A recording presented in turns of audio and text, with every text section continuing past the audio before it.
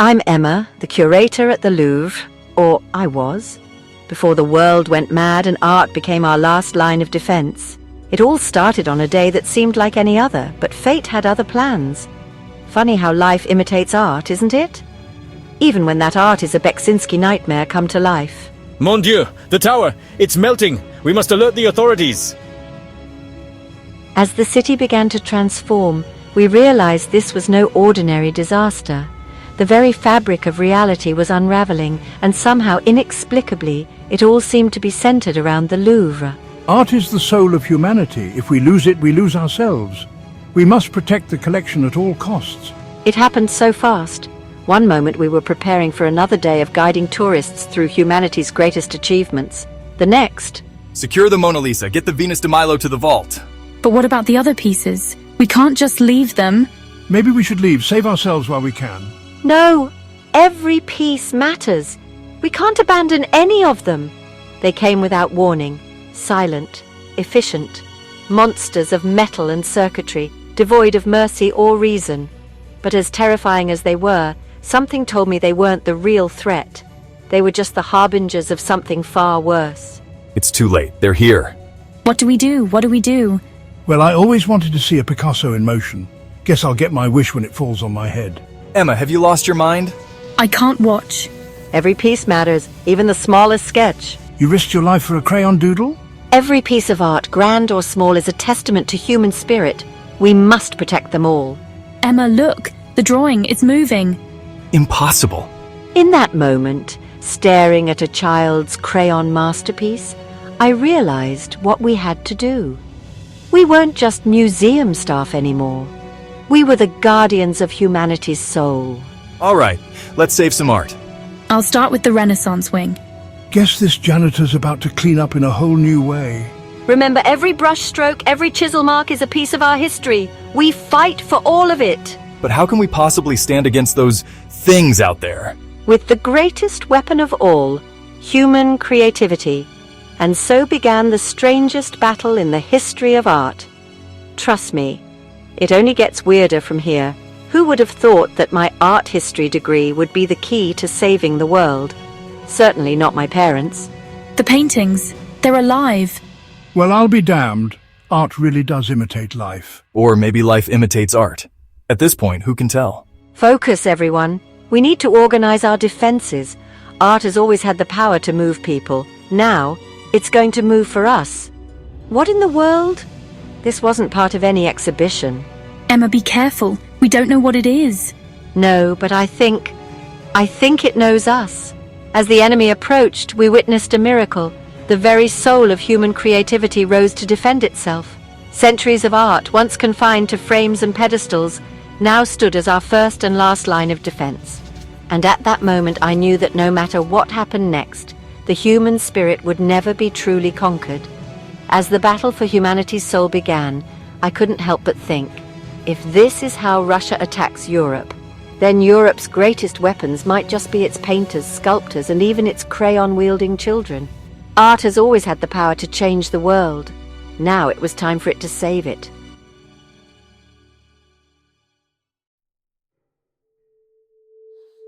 You know how in movies the heroes always stumble upon some magical MacGuffin that saves the day? Never thought I'd use a rodin as a doorstop. At least the thinker is finally taking action. Boss? I think I found something. What in the name of Dali's melting clocks is that? Oh, those symbols. I've seen them before in my research on art history myths. And there it was, our very own magical MacGuffin. Though between you and me, I'd have preferred a nice, safe invisibility cloak. Neat. It says it can bring art to life, but it has limited uses before it crumbles. Great. A self-destructing miracle. Just what we needed. We have to try it. What do we have to lose? Oh, I don't know. Our lives, our sanity, our security deposits.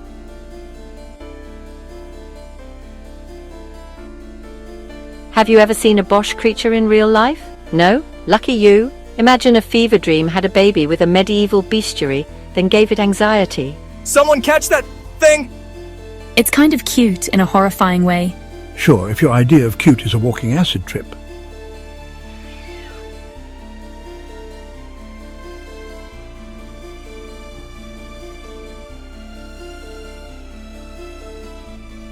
Time to see what this thing can really do. You know that feeling when you see something so beautiful and terrifying that your brain kind of short circuits?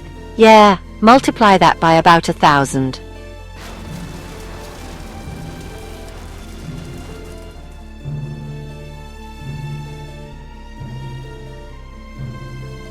Mon Dieu. It's working. Remind me never to complain about dusting the statues again.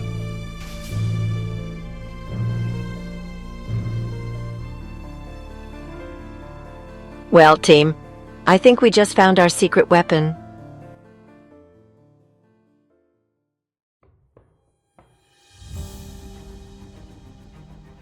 You know that moment in horror movies when you think the monster's dead, but then it comes back even stronger? Yeah, turns out robots don't have the courtesy to stay down either. And let me tell you, when you're facing an army of them, you start wishing for a nice, simple zombie apocalypse instead. We need more firepower. Ask and ye shall receive.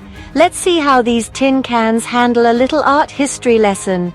Have you ever seen a tapestry throw a punch?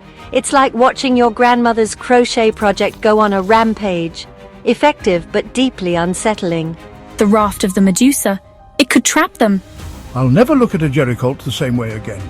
Emma, help. Dali, the persistence of memory. If you've ever wondered what it looks like when time literally attacks someone, let me tell you, it's both beautiful and horrifying. Kind of like watching a lava lamp made of nightmares. Now that's what I call a timely intervention.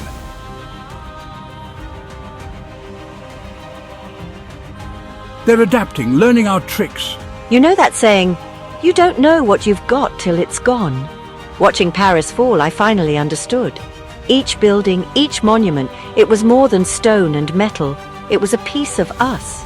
The Mona Lisa, we have to save her. No. Have you ever seen history literally turn to dust before your eyes? There aren't words. It's like watching a piece of your soul die.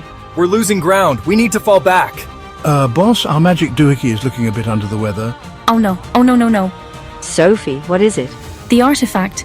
It's not just activating the art. It's using our life force to do it. We're killing ourselves to save these paintings. And there it was. The choice no one should ever have to make. Our lives or our history, ourselves or our souls. Let me tell you, when people say art is life, they have no idea how literal that can become.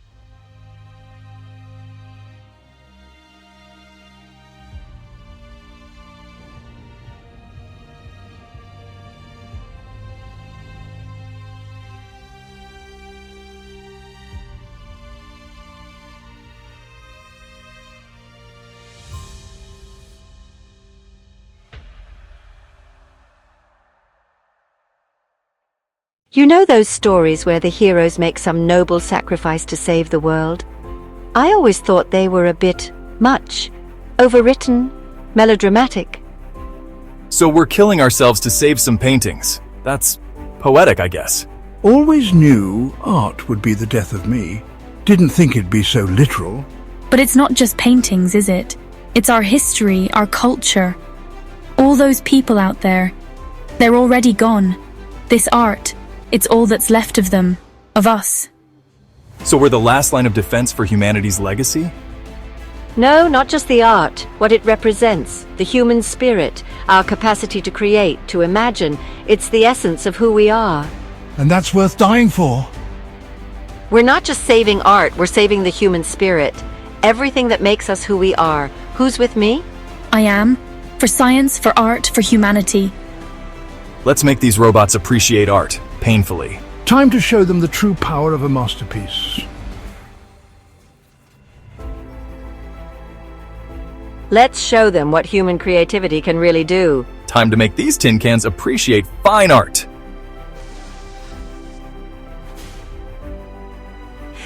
You know, I'm starting to think Kandinsky was actually painting a prophecy. Abstract expressionism as a weapon? Now that's revolutionary. Well, think us out of this one, buddy. Gene, the artifact! Use it on the statue! I think, therefore I smash. Now that's what I call a rock-solid plan. And for beauty, for the dreamers and the visionaries. Sophie, be careful! I am the night sky and the burning stars. Hey, Emma! Let's see if Child's Play can save the day. Lucas, that's brilliant, the purest form of human creativity.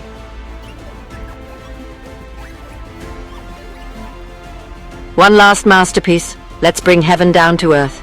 Emma, you've done enough. You're exhausted. Art isn't just beauty, it's power. The building's alive. It's fighting back.